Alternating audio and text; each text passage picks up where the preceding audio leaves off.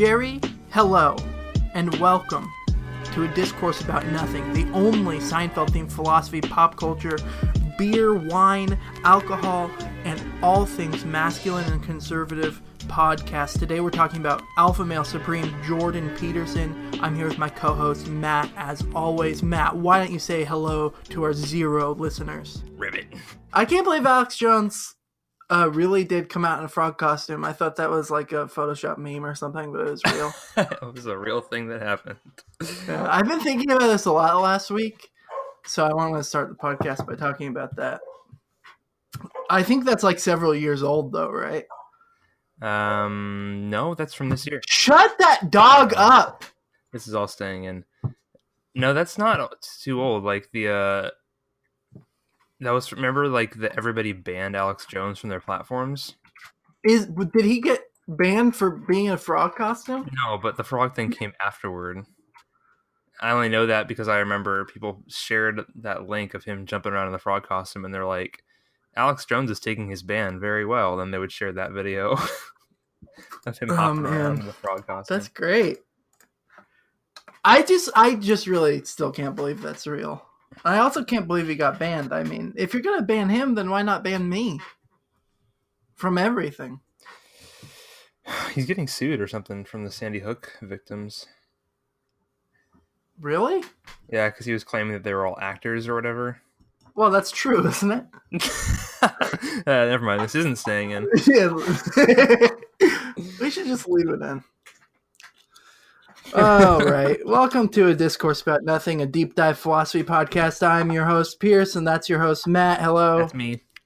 Yeah, I am. I've noticed a lot of podcasts with male hosts have been doing this thing at the beginning, and they're like, what are you drinking today? Today I'm drinking Anthem Brewing Company's Ouroboros Stout. It's a dark stout from Oklahoma. It's very good. It's my favorite beer. Matt, what are you drinking? I'm drinking the Sierra Nevada Porter. Bottle conditioned. Delicious. Sierra Nevada. That's the good. Sierra Nevada is brewed in Chico, California. Oh, I didn't even know it was a California beer. Yeah, it is actually. I drink so much Sierra Nevada. They're pale ale. I love it. Yeah. So cheap. It's Chico and Mills River, North Carolina.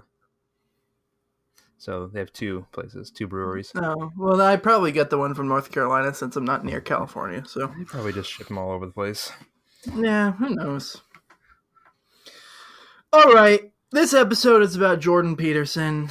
Me and Matt are probably going to disagree, so we'll try to keep it civil because facts don't care about our feelings.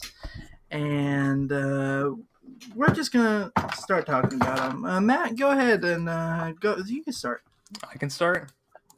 Yeah, go ahead. All right, putting me on the spot. Jordan, you know what? Okay, actually, I'm glad I'm starting because I wanted to say something. I don't remember how I discovered Jordan Peterson. Oh, really? Do you remember? Because I don't. I remember, yeah. I remember. How did you discover Jordan Peterson? It was his famous video of like Professor Owen's libtard shitheads or something like that.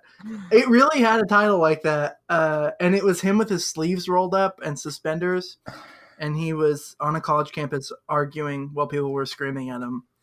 I don't even remember what he was talking about. Something about Nazis? I don't know. Yeah, I don't know. People were probably calling him a Nazi. That's typically what happens to him. Oh, that's true. Like, what? Okay. What's happening? I'm trying to think. Because I remember all at once just kind of discovering him. I can't remember how or why or when. Or like, I feel like I saw him on... I know he was on the Rubin Report. I know he was on Joe Rogan, but I don't know which one was first. He just kind of appeared, and I was like, oh, Jordan Peterson. And all of a sudden, like, I remember a year, or maybe 2 years ago. Yeah, it might have been 2 years ago when, like, my parents come home for Christmas, and my dad's like, oh, have you heard of this Jordan Peterson guy? And I'm like, oh, wow, okay, this is, like, not just me, like, in the deep parts of the internet. It's like he's becoming mainstream. But for those who don't know, Jordan Peterson is he a psychologist, right? He's a... Yeah, I'm going to just pull up his Wikipedia page and tell you.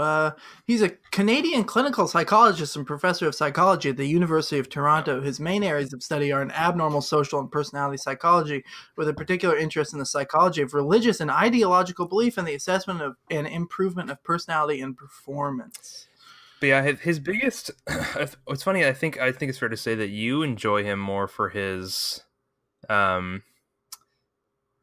talks and kind of the more like what's the word, scholastic, is that the word, scholarly stuff, kind of his lectures, and like how he, like, for example, the video you sent me about him talking about what's it called, the transcendent, right?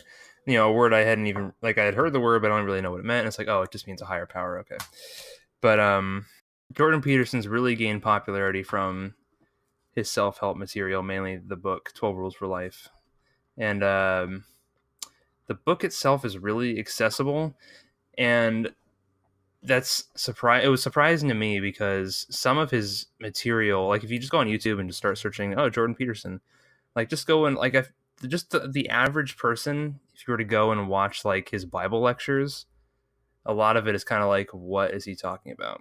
Like you'll have to like, it requires kind of a base level understanding of philosophy and biblical terminology and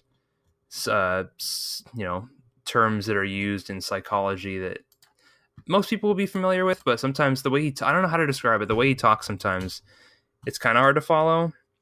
But usually he's really good at keeping it really understandable, more than most, I think. Jordan Peterson is definitely more in his popular stuff accessible, and then in his lectures, when he's actually lecturing to a psychology class, I thought they were really interesting, and that's what I liked about him when I found him.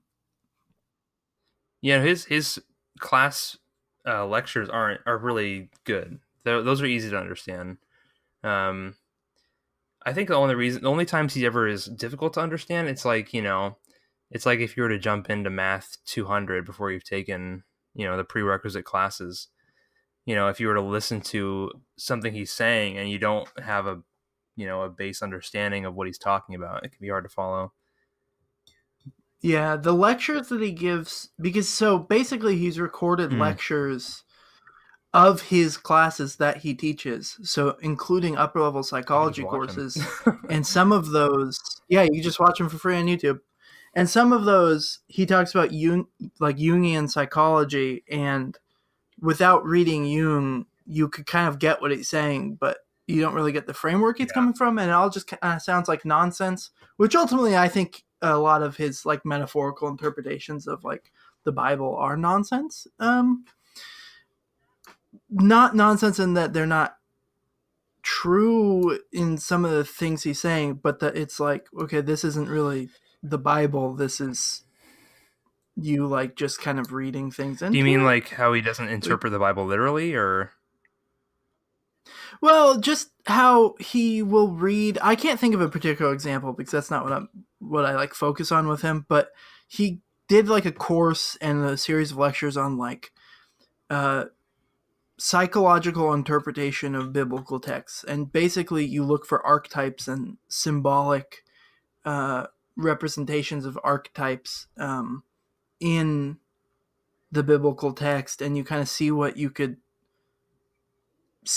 extract from the Bible without assuming that the Bible is like God's word, infallible, etc. And some of the things, it's like, well, Cain is an archetype of, I don't even remember what he would say, but something like the violent person within all of us or something like that. And it's like, well, yeah, that's very true. Okay. Yeah, he draws similarities between kind of the different religions and how they all have very similar stories and what's the word? I don't know. They all have a very similar structure, like the savior, and then I don't know. There's very similar aspects to different religions, and he'll often talk about not just that they're similar, but kind of the cultural importance of it. And I think that's the main reason that like the American conservative movement loves him so much, because he stands by kind of like traditional values, which I would say I do too, but I think that's like something that the American conservative movement acts like is being shot in the face for some reason. Like on a dramatic level. I mean, there are obviously people who like, don't value being a good person, blah blah blah. Whatever like you would call conservative values that Jordan probably agrees with, even though he's not really a right winger, as you would call it. I don't know. It's all very complicated. Sometimes my head starts spinning when I think about it too much, because you'll look at like from a very surface level, you'll be like, oh, Jordan Peterson, what's this guy all about? And you'll look him up on YouTube or Google or whatever. And you're like, oh, he's a conservative. And then you'll watch more of him, and he'll be like talking about the benefits of Canadians, Canada's kind of left leaning government. And you're like, oh, maybe he's not. It's very. You can't put him in a box, and that's what I like about him most. I think that's what I like. I'm gonna try, but that's the point of this podcast. You want to try to put him in a box? Yeah, that's what the philosophy and rationality does to everything. You put it in a box so you can understand it. But I don't know if I'm gonna succeed. But yeah, if you just watch the most popular YouTube videos about him and by him, it's always like interviews with him either owning somebody or keeping his cool while somebody harasses him with like feminist talking points or something, and he just responds with like, oh, I never said that. I didn't say that. Oh no, that's not me. Well, because people will attribute malice to his very simple statements, and people will attribute the worst to it. Like, oh, you don't support the Canadian. Like, he got a lot of flack or notoriety, really. He got popular when he criticized that Canadian law that was saying that, I don't know the details of it, I'm going to mess it up, but that Canadian law that was kind of saying that you could get in legal trouble for saying, for not using proper pronouns for trans people. And he was saying, this law is awful, and everyone assumed, oh, that means he hates trans people. And then people would go up to him at his speeches or whatever and say, oh my God, you hate trans people, blah, blah, blah. Even though he never actually talked about trans people. He was talking about the government saying, we're going to come after you if you don't say the right words, and they're not even offensive words. He got popular. It's called Bill C-16, I think, in Canada, for arguing that it impacted negatively free speech, and that would impact our ability to know and apprehend the truth and pursue the truth and goodness and all that stuff, because free speech is super essential to that. And I don't know the details about C-16 because I'm not Canadian and I don't really give a crap. But so I don't know whether his interpretation of the law was right or not. I'm just kind of skeptical on it. I don't really care. But that's how it got popular. He was saying that it really negatively impacted free speech. And, whatever. I really have no opinion. I'm not Canadian, like I said. But that then launched him. It was after he did a debate on that or something. Then somebody filmed a video of him getting harassed by young, naive college students on the left who were yelling at him and calling him a Nazi and telling him he hates gays and trans. And he just tried to keep his cool and defend himself against that. That's how I found him in that response video, where it's just a bunch of people yelling, including him. And then he developed, he had already been putting up lectures, but when he kind of shifted into a public career and started doing the more public self-help and like pop level political and social commentary, he really focused on like politically correct culture, limiting free speech, postmodernism, and what he calls cultural Marxism or something like that. I don't even know. It's something like that, yeah. And relativism. And well, cultural Marxism just is kind of another word for, he kind of lumps them in with postmodernists. And as a philosopher I've read Foucault, not everything Foucault wrote, he's like the king of postmodern philosophy. And I've read some postmodern stuff. I just don't understand what he's talking about. When he steps outside of his lectures in the classroom, talking about psychology and psychological symbolic interpretations of literature and stuff, I don't know what he's talking about when he criticizes postmodernism and cultural Marxism and relativism, because I just don't see it. and I guess that gets into, to really understand what I'm trying to express there, that gets into kind of like his main talking points. Number one, how PC, politically correct culture limits our freedom of speech, which in turn limits our ability to pursue and apprehend the truth. How PC culture, postmodernism, and cultural relativism distracts us from and destroys our concept of objective truth. 3, how PC culture and postmodernism undermine the correct notion of a hierarchy of values and objective morality. And 4, how PC culture, postmodernism, and cultural relativism lead to nihilism and how nihilism is bad. I agree with nihilism being bad, because every episode of our podcast has been about that so far. But the general theme that he gets out in each of these is that there is this concept of the transcendent, which is, like what you said earlier, like a higher power, or it could also be taken as something that doesn't depend on your mind or human minds or humanity. It's not reducible to something we've invented in our heads or culturally invented. It's out there, it's reality, and it doesn't bend to our will, right? And that's a popular theme with the intellectual dark web, which Jordan Peterson is a member of, I guess, where it's just a group of people on mostly YouTube that try to have good conversations and get to good, deep intellectual conclusions and argue with each other. But the point of it is that there are objective facts, there's objective moral values and standards above us, not reducible to us. And those are the ultimate goals, is living in coherence with them. To clarify what he means by like cultural Marxism and like social constructionist theories and postmodernism is that there is no real truth. There is just power relationships and dynamics. So when one person says this is true, that's really just a covert way of saying, I have more power than you and I'm trying to dominate you.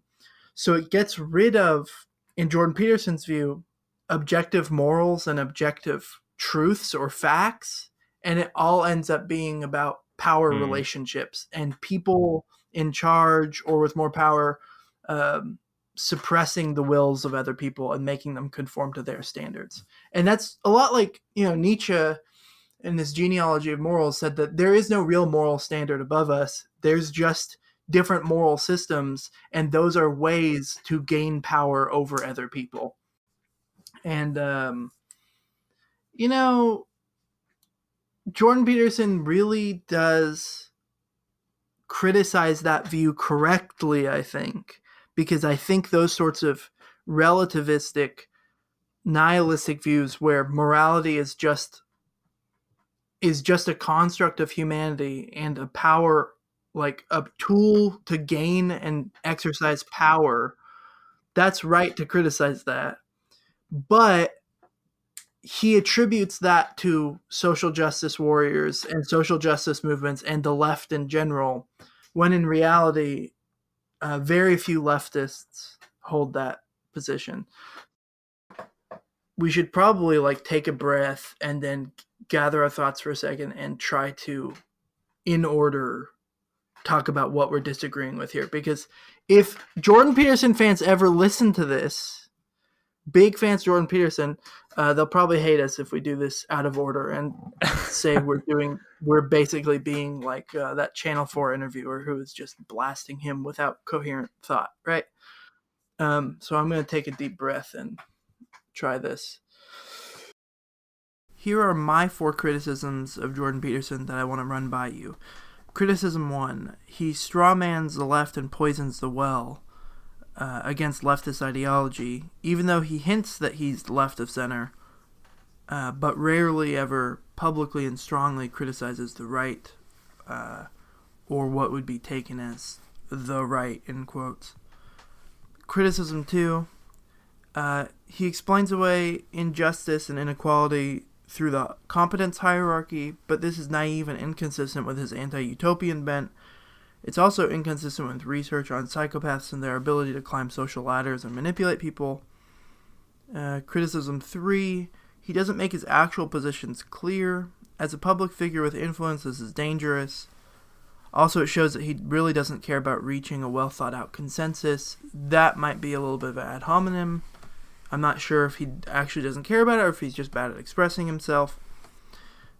Criticism 4, his positions are reactionary and as a result are very vague. Following him will not provide one with any coherent picture or narrative about how and why to live. When he talks about the transcendent or the ultimate goal in life, he says vague things like the transcendent is what is beyond us, or what you bump up against when you reach the limits of your knowledge. Yet he allows himself to have influence without ever encouraging publicly people to read philosophers or theologians on this topic. I've never heard him recommend a philosophical text about, say, like the nature of morality or the meaning of life. Seems like he just goes off of what he says, and maybe he just doesn't know any. Maybe I haven't looked hard enough at his stuff, but if he's going to be championing this cause, the criticism is that he should really be more in line with people who actually study the transcendent and what he's talking about. So my first critique, let's talk about that. He strawmans the left, poisons the well against any sort of leftist thinking, I think.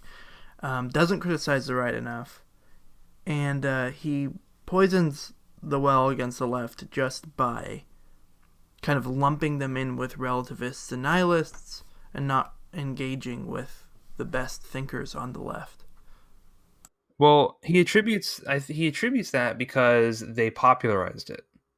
And let me explain. Because like that, the stuff he's talking about, stuff he's criticizing, kind of when he says like Marxism, he's really referring to like intersectionality, and a lot of the kind of the left-leaning movements and social justice stuff invented intersectionality, and kind of like, I don't know if they I tried to look it up a couple days ago because I knew we were going to talk about it. I couldn't really find like where the word came from. The word itself came from feminism. The person named Kimberly Crenshaw, she was a feminist. It was used in a 1989 paper written by Crenshaw for the University of Chicago.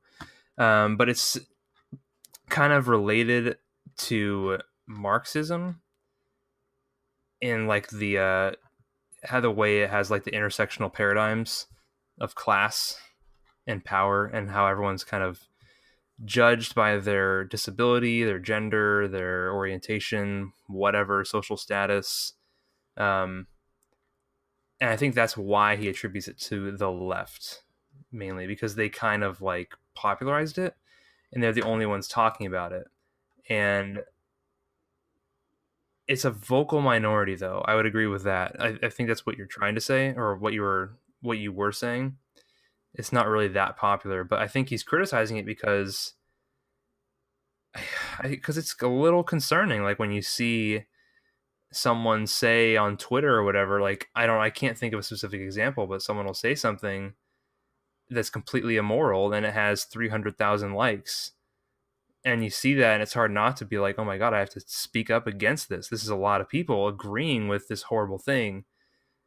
And I wish I could think of a specific example, but do you know what I'm trying to say? I get does that what make sense? you're trying to say. I don't really know anything about feminist philosophy, sadly, other than what gets cut off with John Stuart Mill, like on the subjugation of women. And I've read Marx a few years ago. Well, not more than a few, like 6 years ago when I started doing philosophy in school. I read a bunch of Marx.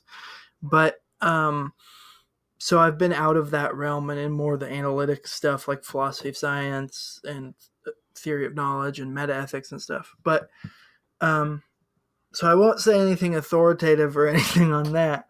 But yeah, that is definitely what he's popular for, is this. He's criticizing people that go on Twitter and go to these mass movements, these social justice-y movements, and say things like, well, it's okay to be whatever you want. You could be trans or whatever because it's all up to you. And you know, a lot of It's people. your truth, man. Yeah, it's your truth. There is no real truth about what you are in that sense. It's just like your gender and sexuality is just kind of a thing that's invented by consensus over time of a You can culture. you can kind of see his point though, right? And just that me making fun of that your truth thing, because that's like a really popular saying now. Yeah. And that's been a Like people will say that all the time, and it's really bizarre and kind of gross, in my opinion. yeah.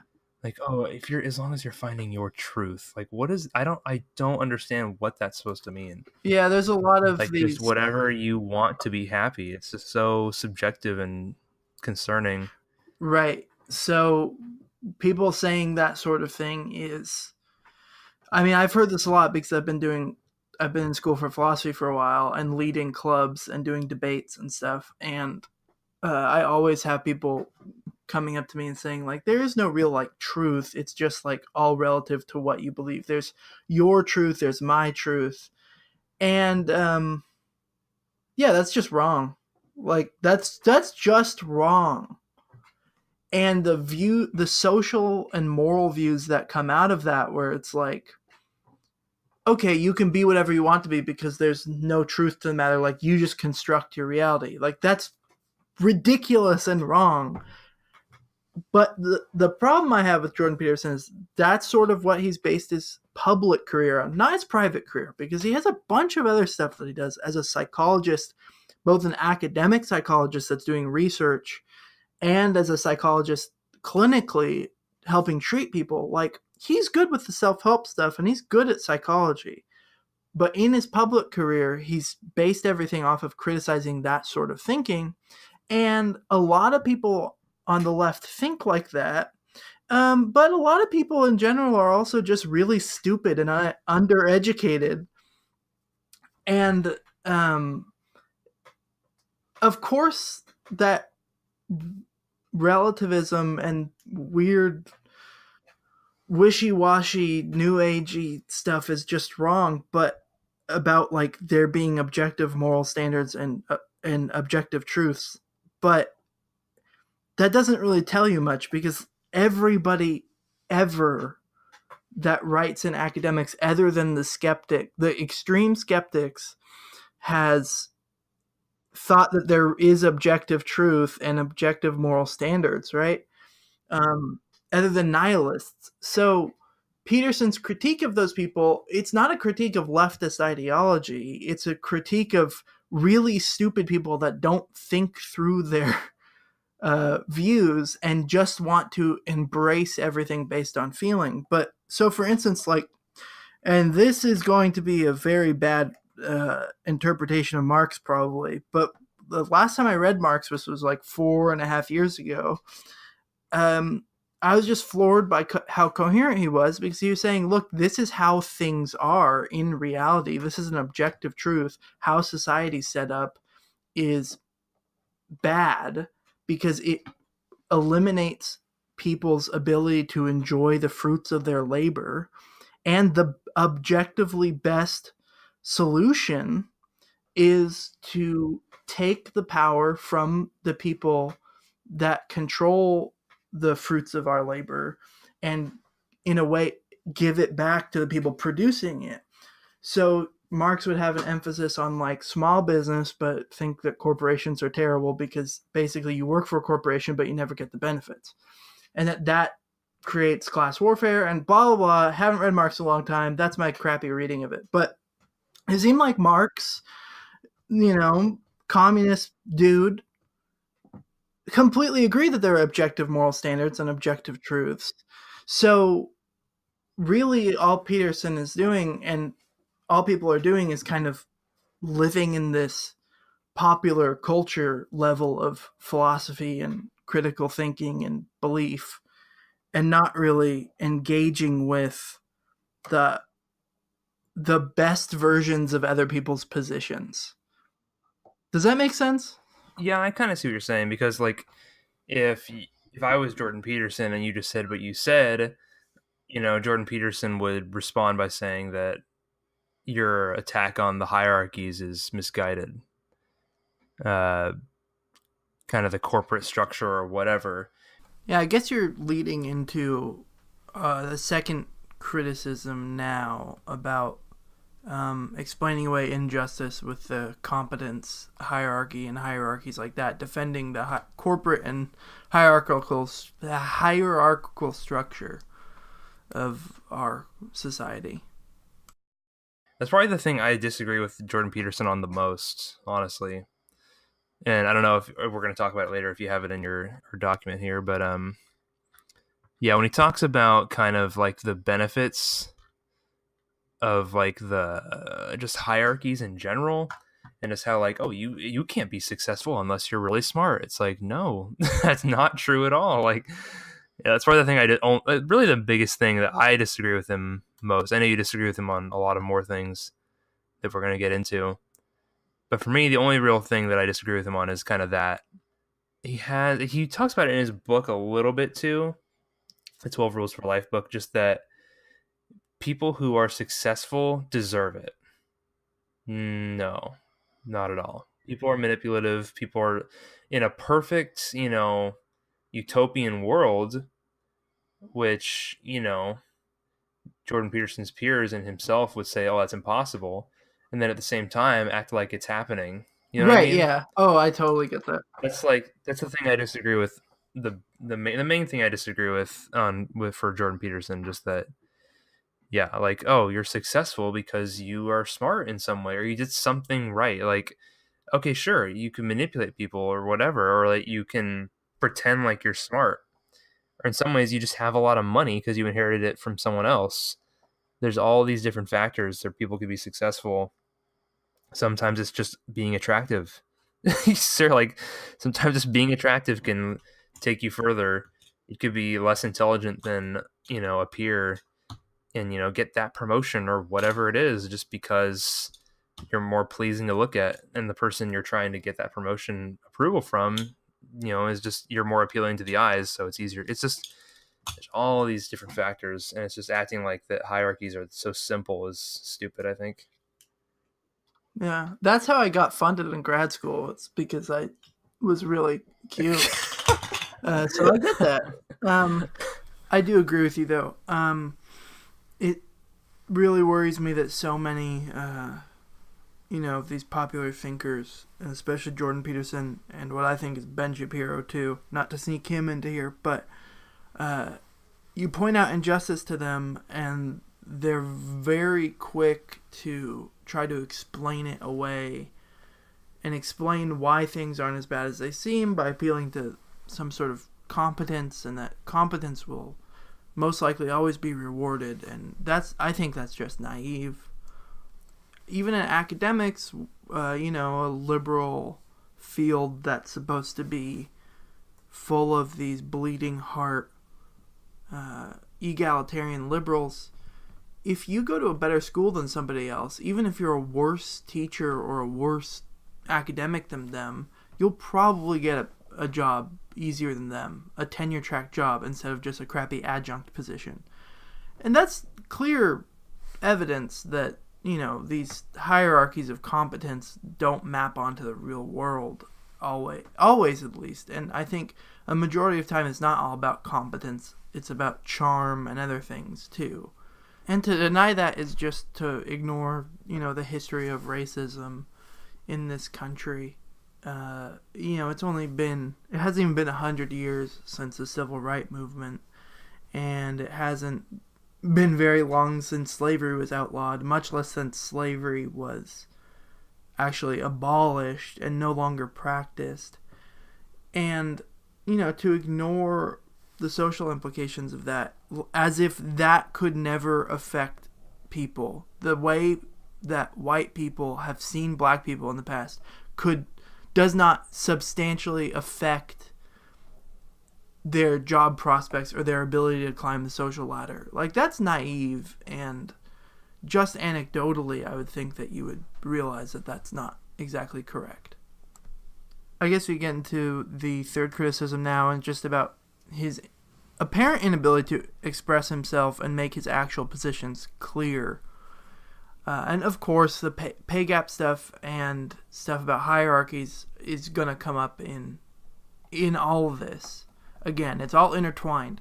So I'm not just like ditching this conversation for the next one. My criticism here is just that he does not show where he stands enough, and it's dangerous as a public figure with a lot of influence because people can start taking what you say as a rationale for their position. So somebody on the right could take what he might say about the pay gap and interpret it as, well, the pay gap doesn't exist, there's no discrimination. But someone on the left could say, well, yeah, look, it exists, but that's not the whole problem. There's other issues. And he doesn't really guide his audience, who are, again, undereducated for the most of them, and lay people who don't think through these issues and have never done research on it and are looking for guidance. He doesn't guide anybody. He just criticizes without offering anything positive. So on a lot of these topics, it frustrates me too, because I'm watching him, waiting for him to give me the conclusion to his arguments and criticisms. And if he can't actually give me substantive views on anything and lay out what he actually thinks, then why should we be listening to him as a political commentator and social influencer? Why shouldn't he just be a self-help guru or a psychologist writing books and doing some obscure lectures? But his fans and him, I think, take him more seriously than that. So somebody says there's a pay gap problem, like in that Channel 4 interview with Kathy Newman.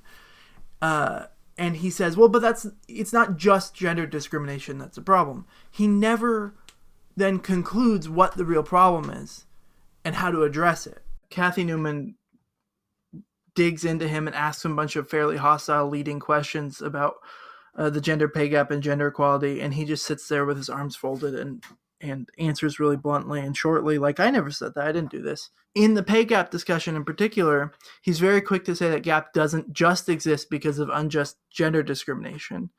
He says that workplace conditions favor male assertiveness over female agreeability. And he says that financial success is largely favorable to men who are perfectly willing to sacrifice virtually all of their life to the pursuit of a high-end career.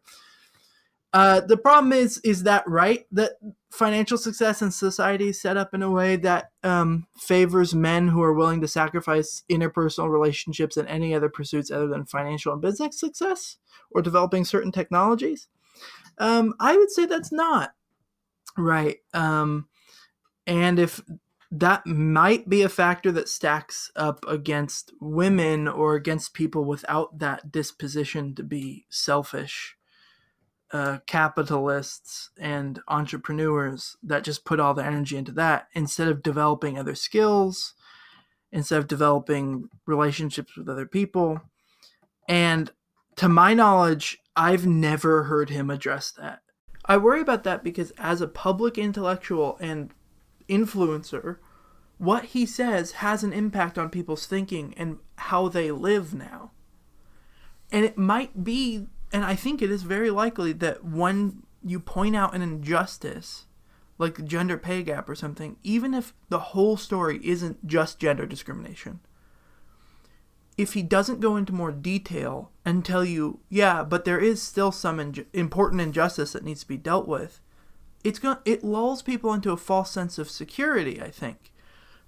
Because when I look at his public appearances, maybe these aren't true of his like lectures and stuff or anything else he does, but when I look at his interviews and stuff, I just see him accusing the left or accusing social justice warriors of being fascist, totalitarian, relativists, but he doesn't really focus any energy on talking about and making people aware of injustices other than injustices of free speech and how he and his friends feel like they're marginalized, when there is undoubtedly a lot of injustice in the world and in our nation that we should be working to fix. And if we're just lulled into complacency, I think most people won't try to fix that. They'll take it as an excuse to live however they want and maximize their own happiness. And that sounds closer to encouraging relativism and hedonism and maybe a nihilism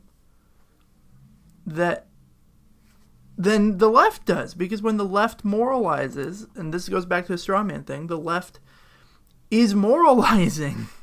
They're not just trying to make you feel shame. They are actually trying to get you to change your mind and behavior. Yeah, I kind of get what you're saying. But I don't really have an explanation for what you. I don't really have an explanation for what you've already said about him. But yeah, he can be vague. But I don't know. I feel like there's other things he's done that are very much more specific. Yeah, definitely his stuff in psychology, Jungian psychology, and self help. Like that's way more specific and more interesting. Yeah, I think that just comes from his kind of him being a professor, because, but yeah, because you get that from pretty much everything he does, like his biblical lectures too. Like you'll listen to him talk about the Bible, and you'll listen to him talk about the Bible for 2 hours, and you come away asking yourself, does he believe that the Bible is real? Is he a Christian? Is he not a Christian? Like you can listen to this entire lecture and not really be entirely sure where he comes down on this stuff that he just talked about for 3 hours.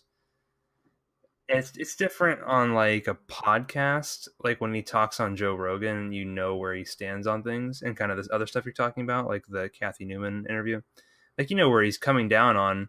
Your criticism was just that he was too vague.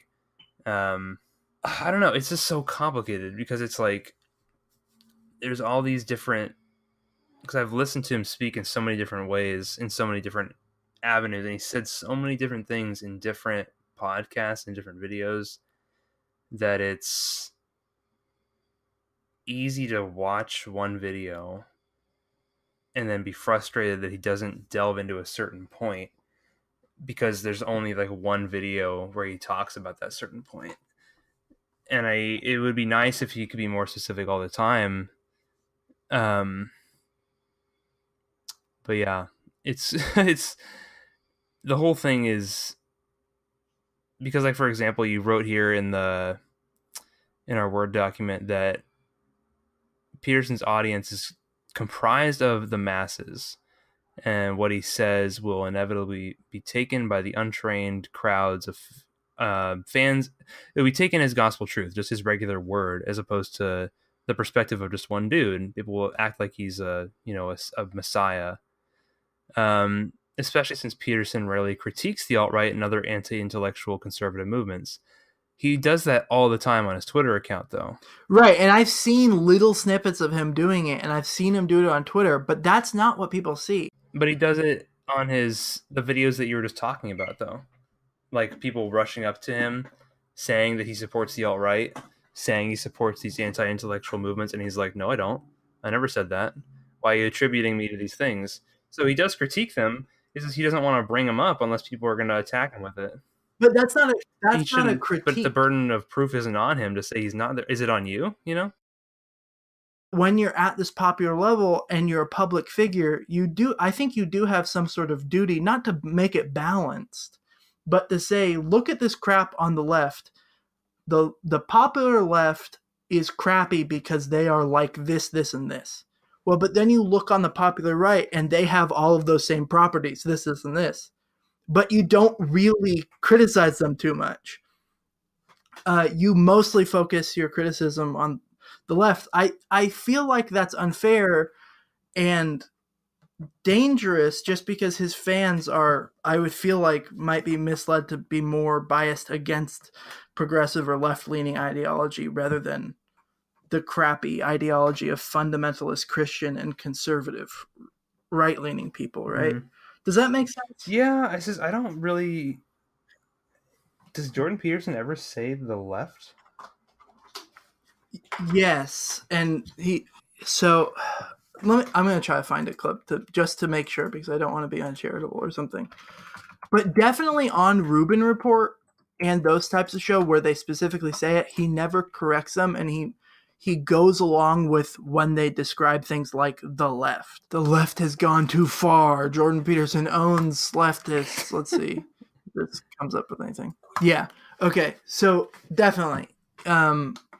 He does say things like when the left wingers go too far. And to be fair, he has on record said things about there has to be a balance between left and right, conservative and progressive, Democrat, Republican. But I don't know. That I have watched so many of his videos. and follow his stuff so closely, and that I, an intelligent, charitable person, can get the feeling that he focuses more on the sins of the left than on the right worries me a lot. Does that make sense? I think he just, like I said before, he just uses the left, and No, however, postmodernist is synonymous with the intersectionality worldview.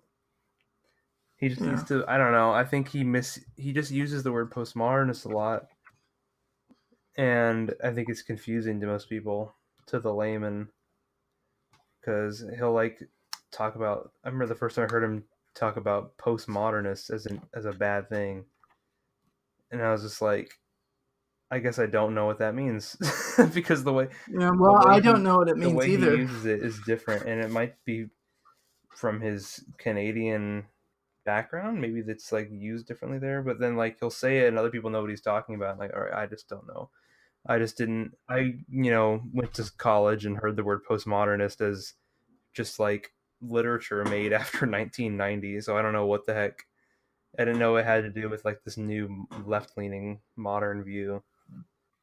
And the truth is, the standard way that it's used, because I've taken classes on postmodern social philosophy, it's not what he paints it to be. And so this is formally, I'll declare, this has been my second criticism of Jordan Peterson, is that he's strawmanning leftist ideology and theory, and using strange non-academic usages of titles for things that gives the impression to his audience that this is the theory of the left when it's not actually. Of course, like, if Jordan Peterson wants to reach a lot of people and criticize or approve of a lot of social movements, he's going to be talking on the popular level. But instead of bringing nuance down to the unnuanced masses, and this is betraying my elitist tendencies, he is playing into the unnuanced discussions and not really telling them, wait, hold on, there's a third way out of this, the way of nuance. And here is, the things you should be reading to try to get a better perspective on it. Potentially, if he's not just bad at expressing himself, but this is actually like some sort of rhetorical tactic, I think it's not a good thing at all. Well, I don't. I just looked up. I just searched on YouTube Jordan Peterson postmodernism, and there's a handful of videos I've never seen. So maybe he does go into more clear definitions of what they mean and what he believes they mean. But yeah, there's like a 2.5 hour video from the Free Speech Club uploaded 2 weeks ago called "The Nexus of Postmodernism and Marxism," and I've never seen that. So maybe it's something different. He says something that I've never heard. Yeah, I might have to go back and make sure I've seen those. That Channel 4 video, the one that got a lot of notoriety, 14 million views. That's crazy. Wow. That's insane. I mean, I understand why it has a lot of views. The interviewer's being a hostile jerk. Yeah. But I don't understand why everybody thinks Jordan Peterson handles it really well. Because if it was me in that situation, instead of like laughing and being aloof, my heart would be broken that somebody's misunderstanding me and criticizing me. I think it's different when you're on TV, though. And he said, I remember watching other interviews with him where he said he was so. For anyone who hasn't seen it, I'm sure you've probably seen it, but it's very. We'll link to it. It's a very popular video where Jordan Peterson is just kind of grilled on all these things, and the interviewer keeps attributing things he didn't say to him and just trying to kind of like paint. Oh, it's not even really straw manning. It's kind of straw manning, but it's more just like, this is something that I think you would. I guess it is straw manning, but it's not as obvious. I mean, it is obvious. That's kind of why the video is popular, but it's not like, I don't know. And I think straw manning, I think of very dramatic, like, oh, these are all your positions and I'm attacking you for them. But she's straw manning him right in front of him. So it's like not as, usually when people straw man someone, it's just like, oh, video response, and they don't have a chance to defend themselves. At least that's what I've always seen of straw manning. But yeah, in that video, yeah, it's not surprising that it has that many views. I remember when it blew up, it was kind of like his the thing that really made him popular. It's like he got popular from like him talking about that bill, the whatever it's called, the C-16 or whatever bill it was called, and then like he got the second wave of just popularity from that Channel 4 interview. Yeah, I mean, I see why people like that video. Again, she's a jerk. It Peterson's response to that is just what bugs me about him summed up in one video. And again, we'll link to it. I'll probably say something like, "This is a Kathy Newman interview video," but I've been in public debates and in large groups of people grilling me because I am Christian about homosexuality in the Bible, or what about all these horrible things with Christianity, and straw manning my position for years, from Christians and from non-Christians. And maybe I'm just better at expressing myself or more willing to do it while looking like an idiot. But I would just think if somebody's grilling you that much, you say, stop.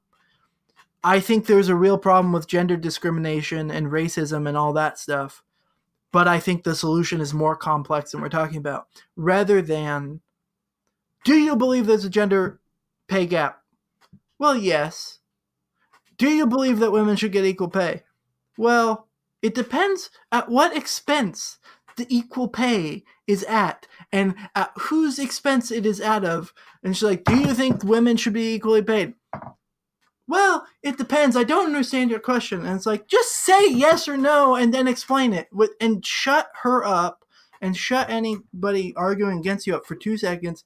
Give your positive account rather than just, playing it cool. Does that make sense? Oh yeah, I know what you're saying. Yeah, I think, and I know why he responds the way he does, because he's talked about it before, where he just like he came in and she was like super friendly and super nice, and then the cameras turn on and they start rolling, and she literally flips a switch and turns into a completely different person, and she just basically starts acting, and he just like shut down and just did not know how to handle it, so he just kind of does what he does in the video, and just like does not want to be misattributed for anything that he didn't say, because he gets very anxious about it. He's talked about how when he first started to get popular, he almost just like went into hiding. He almost just didn't do any of it. He almost didn't go out into the world and like kind of talk about all these different beliefs and points he wanted to make, because he was so intimidated and so scared that his career would be ended over an interview, like just saying one wrong thing. So I kind of understand why he shuts down in that interview. And there's a couple other interviews where you can see that he gets very nervous and uncomfortable because he sees that people are trying to ruin his life and get him to say the wrong thing. Yeah, I see that. I just don't see how that excuses the dangerous vagueness, and he has a duty as a public figure to call it like he sees them. And there's stuff on the right, a lot of stuff on the right, that's right in front of his face that he needs to call out, and he just publicly doesn't. And that I could watch all of his videos and get that impression is worrying.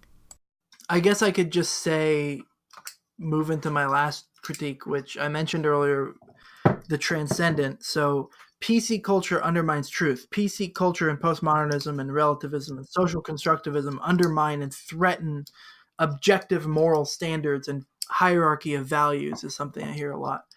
And behind those, there's this idea of the transcendent. It's a realm or being not reducible to humanity or humanity's opinions. So truth is transcendent in that things would be true even if none of us existed. No humans existed. There would still be like planets or whatever, right? Similarly, you might want to say that morality is transcendent in that it's wrong to genocide a bunch of Jews, regardless if we all thought it was right to do it. And even if we never existed, it would be wrong for us to do it in a counterfactual sense, right? So it's morality and truth are standards and things above us and that we get in touch with, and are guided by, but they're not reducible to us, and we don't just bend them to our will. So whenever he talks about PC culture, postmodernism, and all that, the common theme is that those ideologies threaten the transcendent, and the transcendent is essential for our having meaning and purpose and well-being in life, so that then those ideologies are threatening our well-being and the fabric of our society. Does that make sense? Okay. My final critique, and what bugs me the most is, and worries me the most, is that Peterson's totally like out of his league when he talks about the transcendent. The transcendent and morality, and the nature of morality and the nature of truth, is something that philosophers have been talking about since the beginning of philosophy and written history thousands of years ago with Socrates, Plato, Aristotle, and then the pre-Socratics right before that. And there are really robust theories of truth, theories of morality, that, and we've talked about some of the theories of morality and value and kind of the general framework in the last 5 episodes of the podcast. But Jordan Peterson, his public career is all about criticizing people for not taking the transcendent seriously enough. That's how I interpret his main kind of overall goal and thesis, right? And I really agree with him that we need the transcendent and that we need objective morality. But I really, if I'm right in that he paints progressive left or the far left as threatening the transcendent, if that is what he's implying, I just think that's really unfair, because even the most moralizing leftist who makes you feel guilty about everything is trying to get you in touch with the right thing to do, the truth of the matter about what you should do. So that's another way of saying that I think he's strawmanning the left. Because I think the left does believe in objective moral values, except for maybe like the naive sophomores in college that just start their first week of their intro to philosophy class go like, truth is dead, God is dead, or something like that. But there are so many different theories about the foundations of morality, the existence of God, how God relates to purpose, meaning, and truth and goodness. And every time he talks about them, he kind of just invokes this vague notion of the transcendent, but never puts forward a theory about what the meaning of life is, what the purpose of life is, what things are right or wrong, what makes things right or wrong, so what the nature of morality is. And so if somebody became a follower of Jordan Peterson and agreed with Peterson, adopted his views, basically all they would have is a vague notion that there is something more, but that's compatible with being a communist, a capitalist, a sadist and a masochist, or like a missionary that goes and alleviates the AIDS crisis or something, right? Just saying there's something more, you could say, yeah, there's something more, and that something more is a tyrannical God who wants me to genocide all the Jews. Or that something more is a God who gives me permission to own slaves. Well, I think this problem comes from him not being, in philosophy. Well, that's probably it, honestly. Like, because he has plenty of things that he said that could refute what you said. He doesn't articulate it, in that video you cited where he did a debate with William Lane Craig and Rebecca Goldstein. And, where he says, is there a meaning to life? It's a stupid question, like you just said. He never really explains himself, like kind of what is meaning. He does in other things, though. That's the problem, is that he's not a, his debate skills aren't as good as his lecture skills. It's not, he has all these debates because he likes to do them, but he's not, the absolute best at it. He doesn't come in swinging with all these different facts. He doesn't talk quickly with all these different things that he could espouse of, oh, these are my values and blah, blah, blah. He just wants to kind of make people think about this stuff. And it works really well in a lecture, but in a debate, it just makes it sound like he doesn't have anything to say, which was your critique of him. But like, what are his values? If he doesn't ever say them, he does in his book. That's the thing. It's like he says where his important values and kind of how there's a lot of talk about morality in his book, but he doesn't really talk about all that stuff a lot in his videos, except for maybe some of the videos he did when he promoted his 12 Rules for Life book. Because I remember him, there were a couple of videos he did where he talked about, like, where someone would interview him, like, oh, this is your new book, 12 Rules for Life. Talk about it a little bit. And then they would go over some of the rules. And then he would just talk about the rules in the book. And he would sometimes quote the book without even realizing it. That's probably the only times he's really talked about what his own values are. And his best description for, what you said, how he doesn't critique, or not critique, how he doesn't explain what his view of the meaning of life is, or just morality and values in general. And it kind of lines up with, like, the traditional conservative values. And that's why, like we said at the beginning of the podcast, why he's identified and always talked to by the conservative movement. Because it's like, it's a totally fair criticism that you made earlier that people exaggerate kind of like the SJW and the PC culture and all that, but it's exaggerated, but it's still worrisome.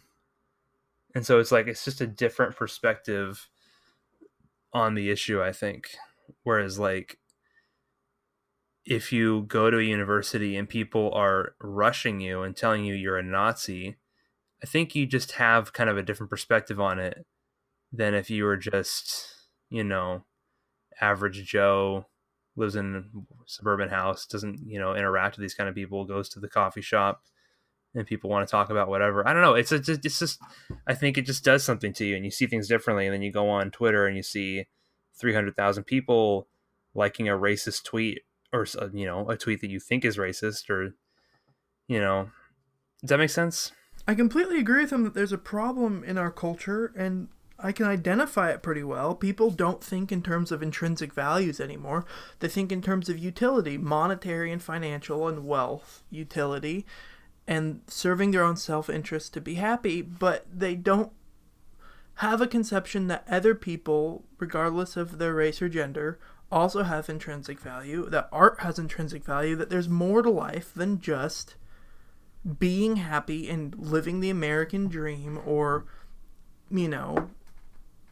achieving some state where you're utterly comfortable until you die.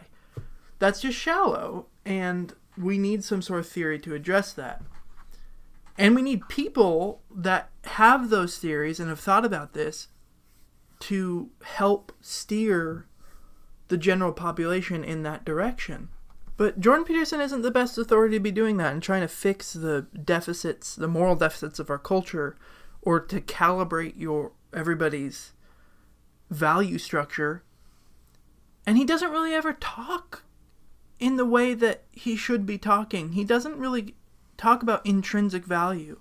He talks about competence, and he talks about values and meaning as if it's, doing some work that challenges you, provides your life with meaning. Climbing a ladder of competence and improving at something gives your life meaning. But that only gives your life meaning if the work you're doing is actually valuable, intrinsically valuable. And I don't want to make a comparison between Jordan Peterson, John the Baptist, and philosophers and theologians and Jesus, but I do think there's something, particularly from the Bible, that illustrates what I'm trying to say really well. when John the Baptist comes on the scene, he gets a large following, and he's baptizing people in the river, but he's always saying, look, I might be this influential figure that you're following, but there's someone greater than me coming. There's someone else out there that I'm not even worthy to wash his feet or whatever. So how could I be worthy to even lead this movement? I can't baptize you and cleanse you of your sins and heal all your infirmities. And then Jesus comes, and Jesus asks to be baptized by John the Baptist, but John says, no, like, I'm not worthy to baptize you. You should be baptizing me. And the point of that is, I just think of John with influence and with a following is so ready to just lay down his authority and career and just let it be taken over by Jesus. And again, I'm not trying to say that like philosophy is Jesus or something, but what I am saying is Jordan Peterson knows that he is an influential intellectual figure and a public figure, but he never really makes it clear in his public career that there is something else above him. And you guys should be looking in to read this stuff and to think about this stuff more deeply than just using it as, I think, an excuse to keep your conservative traditional values entrenched. He comes off like he's a moral authority, but he's not a moral authority, and he needs to recognize that he's not a moral authority, which I think he does. But he needs to hammer it home to his audience that he is not a messianic figure who has the answers. He might be a gateway drug into thinking about philosophy, theology, psychology more deeply. And he needs to represent himself as that more clearly. People are legitimately looking for guidance right now, and that's why Jordan Peterson's is so popular. There's a lot of people that have no conception of the good life and that don't really have any goals, and that they want Jordan Peterson and other people like him to guide them into something. And he just can't do it.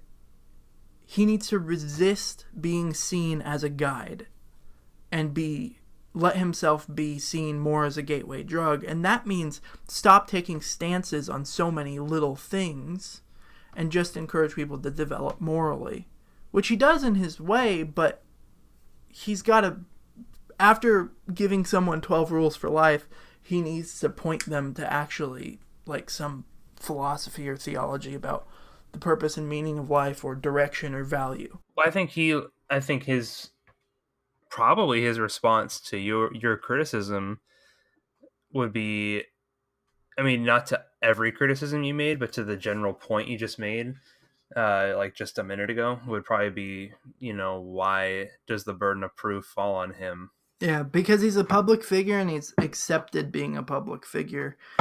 But he does address stuff when people ask him about it. Yeah, I guess in everything I've looked at, I just basically haven't been satisfied in what he puts forward. We can end this episode on just being unsatisfied. And I think he's a terrible psychopath. Good night!